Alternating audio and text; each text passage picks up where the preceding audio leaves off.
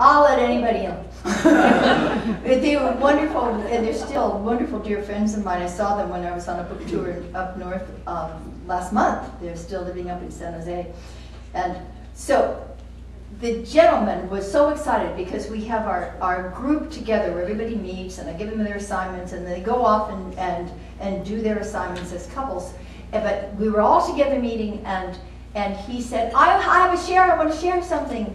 And I said, okay, what is it, James? And he said, well, that his wife had just gotten new employment. So he says, this is my mantra now. I am loved, and my wife is working.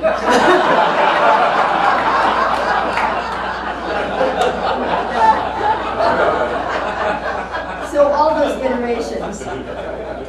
So we look for the perfection in the other person, and the best way to find that, I think, is to find it within ourselves first. I want to remind myself every single morning that I'm deeply connected with that infinite source of love and wisdom and wonder that is my very life personified. Then it's easier to see it within all others. So Ernest Holmes continues. This is the student of truth he's speaking about. He will regulate his thinking to meet this necessity and will refuse to believe the opposite. We have to refuse the evidence. If somebody is going through a challenge, whether it's a relationship or a health problem or finances, we must refuse the evidence and turn our attention away from it. Do you know that in the Bible we read many things? And they're all very important. But the one I want to share with you today is repent! And let me tell you what that word means in Greek. Metanoia is the word for repent. Metanoia. And do you know what that means? To turn the mind in another direction. So I want you to repent, all ye winners. It's turn the mind in another direction. So as soon as we see that evidence that's scary or upsetting or sad or any number of such things, we need to repent. Turn the mind in another direction and refuse the evidence. We need immediately to put our mind in another direction. Here's something my beloved Barney taught me, my Earl D. Barnum, my teacher, from the time I was 10 years old.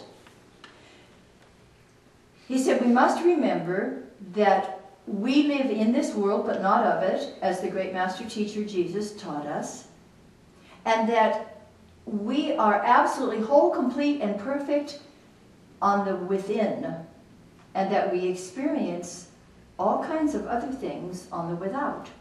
He says, remember, there is the absolute, and I'll make this side of the room the absolute. You get to be the absolute. Guess what you get to be?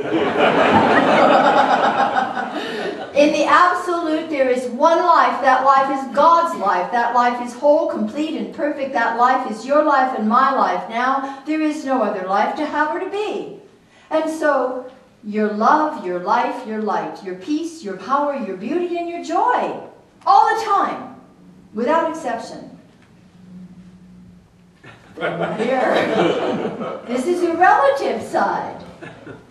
Now, this was capricious. It could have been the other way around, I know. But for now, play relative, okay? You probably have some, right? Relatives. So, on the relative side, which is where we express as human beings, this divine possibility shows up in the world, and the world shows up with all of its evidence. Like here, I am absolutely loved and loving. I am healthy, wealthy, and wise. Here, I'm going to stub my toe and it's going to hurt. I'll stub my heart and it's going to hurt. I'm going to find that I have more month left at the end of my money, and that's going to scare me. All of these things happen here in the relative, and what do we do then? We're not split off. It's not a duality at all. It's that God shows up in the world to the degree that we remember who we are. When we come prayed up every morning, and I walk into the world prayed up from my prayer chair, and we walk it out into the world. And then I am able to see how glorious you are. And you are glorious. Look at you. Because you're not just relative. You're the absolute perfection of the universe. And this is the royal road to aliveness. It's the royal road to wholeness. It's the royal road to freedom. It's the royal road to love. It's the royal road to health. Remembering who we are. Right now, you're going to switch. Now, these are the absolutes. You be the relative, and I'll let all of you work it out. Okay. So, daily meditate upon the perfect life. There's two very important things in this paragraph. Daily meditate on the perfect life, and daily embody the divine ideal. Daily embody the divine ideal, which is simply remembering who we really are. And it's very much like Emmett Fox used to say about the golden key. Remember the golden key? Forget about the problem and think about God. Never mind about having stubbed your toe. Come back to your wholeness, your perfection, where everything is whole, complete, and perfect. We're always looking for things, in different places. How many roads must a man walk down? We are looking out there for solutions in very strange places. And I remember years ago having walked on college campus, walked into the science building, was looking for my class, and I noticed a door to my left, and it said, "Solutions room, no admittance."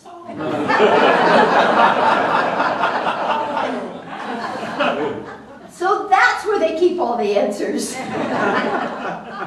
We're looking, we're seeking, we're trying to find things out there in the world through other people, through stimulants, tranquilizers. We believe too much in the externals. And that's not where the aliveness is. You know what Browning says about this, don't you? Truth is within ourselves. It takes no rise from outward things, whatever you may believe. There's an inmost center in us all where truth abides in fullness. And to know rather consists in opening out a way whence the imprisoned splendor may escape than in effecting entry for a light supposed to be without. Oh, my beloveds, your light is within. You've always known that, and I'm here to remind you. And Dr. Michael and Rev Doug and all the other fabulous practitioners and people in this community are here to remind you of the same thing. There is one life, and we get to partake of it. We get to share it with each other. That life is everywhere. It was Leibniz and then ultimately Aldous Huxley who popularized the idea of the perennial philosophy, the ground of being. There's something, there's one something of which all life is made. And for centuries, philosophers and ordinary people have been trying to figure out what is the basis of life. Even the 5th century pre-Socratic philosophers were trying to figure out what's it all made of? And one said, well, it's air. Another said it's water. Another says it's fire. And then, even remember, 5th century BC, there were the atomists. They said it's all atoms. That was a long time ago that this kind of thinking was taking place. Finally, it was realized, this perennial philosophy, the ground of being. There's something that holds us all together, something from which we were all created. There's one life. If there were two lives, it wouldn't work. There's one. There is no duality. There is no separation. It's something that appears that way. And so how do we get back to our unity is to remember who we are. And years ago, my very first church in 1976, see, this works. 1976 in Alamo, that's California, not Texas. I was invited by the local Methodist minister to attend the Interfaith Clergy Association. I've always been really big on interfaith clergy groups, any kind of interfaith group.